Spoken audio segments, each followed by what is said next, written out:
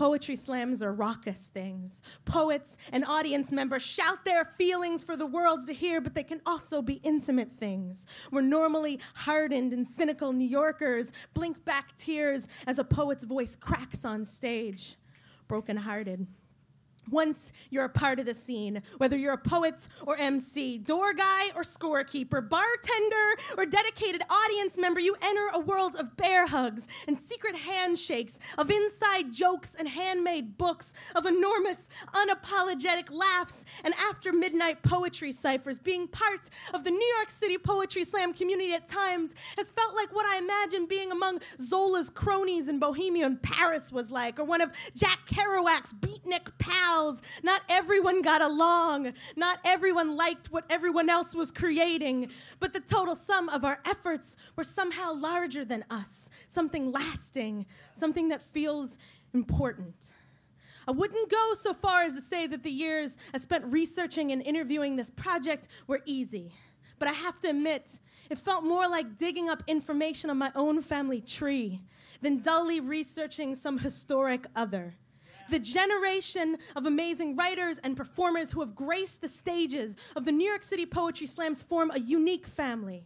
And as I progressed through the story, it was amazing to see all the connections and evolutions, all the shared secrets, all the open manifestos, all the influences and influencing our little community had experienced.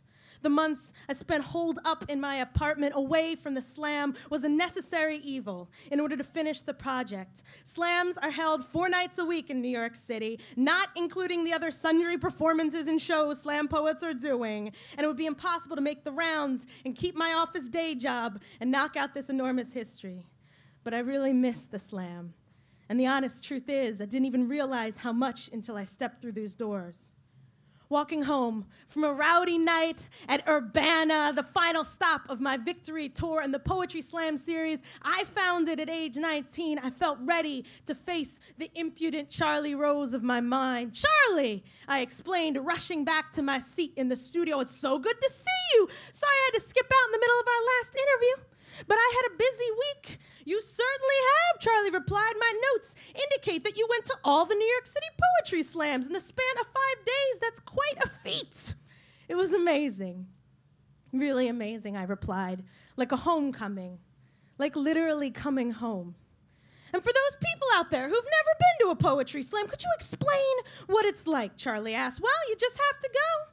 Anyone who's curious about slam should go to one. They don't just happen in New York City. You know, they happen all over the country," I replied, wagging an authoritative finger in the camera lens of my mind. "Find your local one and go," I laughed. "Yes, but if someone wanted to know about the New York City Poetry Slam scene, like from someone who has been in it for a long time, someone like you," Charlie said, gesturing to me with his enormous mitten-like hands, "how would you explain it to them?"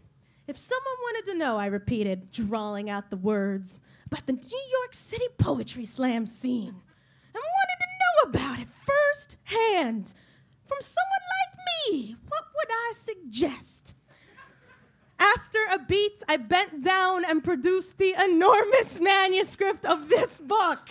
Struggling to heft it up with both hands, it made a satisfying and sonorous thud when I dropped it on Charlie Rose's long table. Charlie Rose jumped a bit in his chair, startled. "Well, Charlie," I said, "I think I might just tell him to read this." And he stared at the book and then at me, and his face broke into a wide smile. And then the Charlie Rose of my mind, he laughed.